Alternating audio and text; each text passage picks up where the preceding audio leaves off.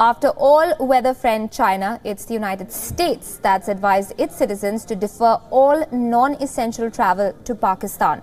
Both the countries have warned of imminent terror attacks. Take a look at this report for the details. Do not travel to Pakistan unless absolutely necessary. That's what the US and China have advised their citizens. Christmas is around the corner and bombs are expected to explode in Pakistan. Terror is in the air. Both the US and China, citing intel reports, have warned of imminent terror strikes during the festival season. Sectarian violence is feared. What more? Pakistan's poster boy of terror, Hafiz Saeed, is spewing venom again.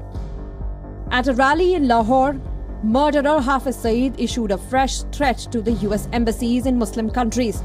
He even urged his political and military masters to stand up against Trump's Jerusalem move.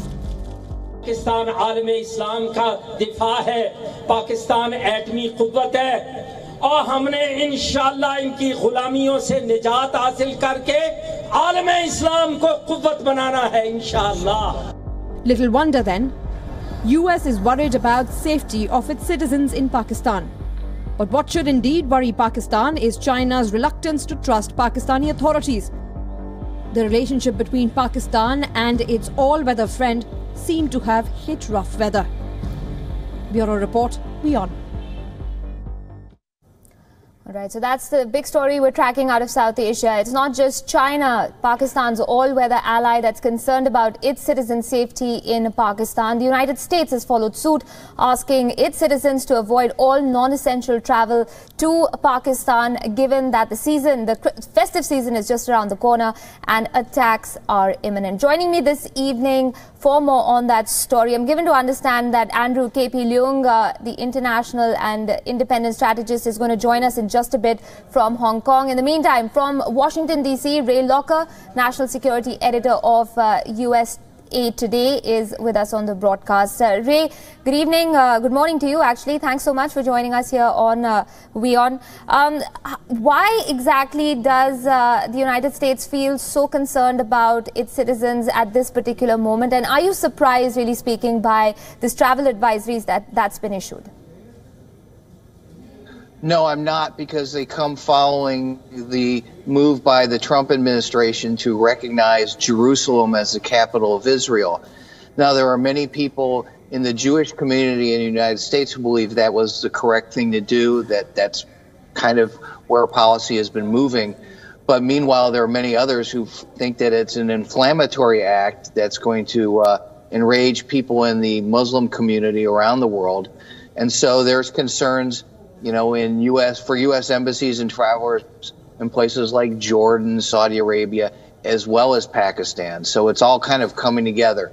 Now, it doesn't help that Hafiz Saeed is making all of these outrageous comments about attacks on U.S. embassies. So it's kind of like a 1-2 punch. Absolutely. Stay with me, Ray. My colleague, WION's Pakistan Bureau Chief, Taha Siddiqui, is also joining in on the broadcast. Hi, Taha. Ray mentioned Hafiz Saeed already. Before I ask you more about Mr. Saeed's comments today in Lahore, how exactly is Pakistan reacting to first the Chinese advisory and now the United States? Well, definitely there's a lot of worry in Pakistan with regards to this particular, development, given the very fact that Pakistan is trying its best to tell the Chinese, at least, that all is well within the country. But despite that, we've seen, in the past 1 year only, a number of times that, people working on this China-Pakistan economic corridor, they were targeted, they were attacked. Some people were killed also, especially in Balochistan, where the insurgency is ongoing. And then we've seen that, even in the past, the Chinese, some Chinese engineers have been targeted who were working on projects in the country.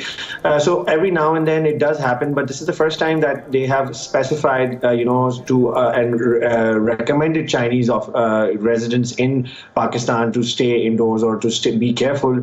And given the fact that there's been a massive influx in the last 1.5 to 2 years after the China-Pakistan Economic Corridor's launch. You see Chinese everywhere nowadays in Islamabad, in Lahore, and they openly roam around, they publicly roam around, and they haven't had a problem as much as the Westerners have had. Given after 9/11, the Westerners were always targeted in Pakistan. So as far as the Chinese are concerned, it's a very new development. It concerns and sort of the Pakistani Foreign Office and the Pakistani officials here are trying to sort of pacify and satisfy the Chinese counterparts, but it seems they're not able to do so. As far as the United States advisory is concerned, that has been issued many times, multiple times in the past. Every time something sensitive develops in the United States, this time around with regards to Jerusalem being the capital, earlier on there have been incidences of, like, for example, when there was this movie, the U.S. movie that came out, which was deemed blasphemous. There were big protests in Pakistan. At that time, there was a travel advisory issued. People tried to attack the U.S. embassy. And basically, if you remember all the way back to 1970s, it's the only U.S. embassy ever to be burned down, the embassy in Islamabad. So definitely, for the Americans, they have been a target in Pakistan for a long time. So it's understandable in that way. And passions only inflamed further by the Jerusalem decision. Stay with me a second, Taha. Joining us from Hong Kong is Andrew K.P. Leung. He's an international and independent strategist. Andrew, thanks for speaking with us. How exactly does China negotiate, concern for its citizens' safety in Pakistan while pursuing also aggressively the Belt and Road Initiative infrastructure that's ongoing in Pakistan and has involved a great degree of investment? Well, I think the present announcement is in Pakistan, although there are, of course, what's going on with the China-Pakistan corridor and then the rivalry between China and India and various other things. But I think the announcement at this particular moment has got more to do with Trump and the administration's decision on Jerusalem. Because the decision on Jerusalem is truly inflammatory. This the decision to recognize Jerusalem as the capital of Israel has never been done by previous administrations. All the all right, we're losing your audio connection. It's scrambling a bit, Andrew. I apologize for interrupting you. Let me try and get that fixed in the meantime. I'll take a question across to Ray. Ray, a little bit of background before I do this for the benefit of our viewers. The linking of aid from the United States to Pakistan was delinked in terms of action against the LET very recently. We've heard statements from General Mattis, for instance, saying that they're going to try one more time with Pakistan and see if it comes through. But yet, when he came to Pakistan this time around, the statement that came out was that, he's not going to be combative in his attitude towards Pakistan.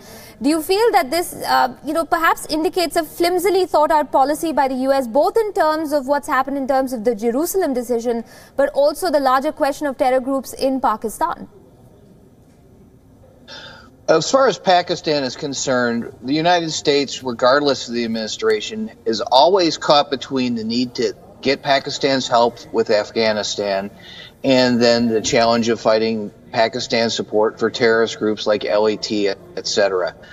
So that's a problem now. It's been a problem going on. And I don't think Mattis's visit accomplished any of that. As far as the Jerusalem decision is going, that was something that started out for domestic political concerns in the United States to reach out to Jewish voters. And it's been percolating for years. Trump is the first president who said, I'm going to do it. And one of the things he does now as president, he says, I promised this during the campaign and now I'm delivering. The problem was, at the time of the campaign, no one thought that was a good idea. And no one took it seriously because they didn't think he would get elected. Now he's elected. He's following through on promises that seemed hastily made. And that's the problem we're in now. The reason why previous presidents have not made the move for Jerusalem as Israel's capital is because of what we're seeing now throughout the world. It's a provocation to the Muslim world. Jerusalem is a city that has tremendous significance to all of the major Judeo-Christian Abrahamic religions, Islam, Christianity, Judaism. They all want, a piece of Jerusalem. So to say that it belongs to people of one faith is inflammatory.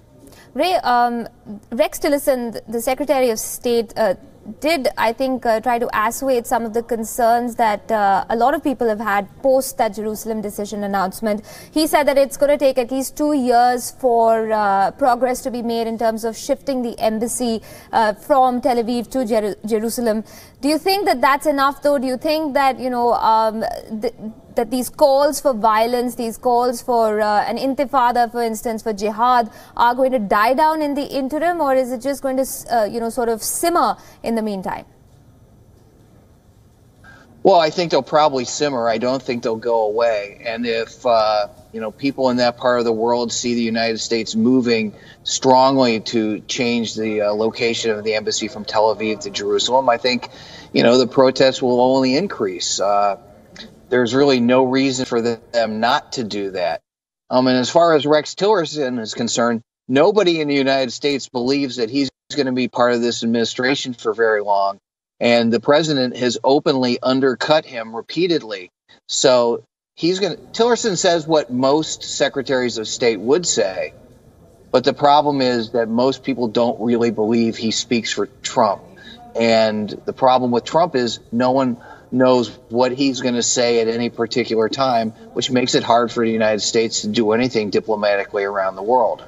Absolutely. It's rather interesting to watch how exactly people like Mr. Tillerson do damage control after the statements and the tweets go out. Taha, one last question before we wrap up the segment.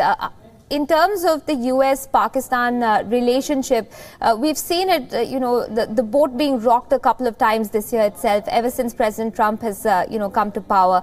This new statement on Jerusalem, this new advisory by the United States, do you think that that's only going to cause more, let's say, more tremors in this relationship? Or do you think that now it's perhaps reached as bad a point as it can and things are only going to get better from here? Well, as far as that particular the diplomatic relationship is concerned, it's quite on the negative side, and it has spiraled down in the last 1 year or so. But recently, there has been some damage control from the Pakistani side when we saw the defense secretary visiting Pakistan. At that time, the statement that came out reflected from both sides that perhaps Pakistan and the United States want to continue with their long-term sort of engagement with each other, and basically the word that both sides kept using was to find common grounds. So as far as the diplomatic relationship between the two governments is concerned, Pakistan and the US, they seem to be in pursuit of that in the context of the new AFPAC policy announced by Trump in August. But as far as the travel advisory is concerned, I think Pakistan has been facing that sort of situation ever since 9/11, given the security threats that Westerners have here in Pakistan. And a number of times, it's not just the United States, a number of other countries also issue such travel advisories. Now China has been also added to that list, and that's something Pakistan has to sort of satisfy the global citizens or the citizens of all around the world from a security perspective. It's not necessarily has to do with the Pak-US relationship as such. All right. We leave it at that. Thanks very much. Taha Siddiqui, Andrew K.P. Leung. I wish I could have taken a couple more questions across to you. And also, of course, Ray Locker. Thanks for taking out the time and sharing your perspective with us.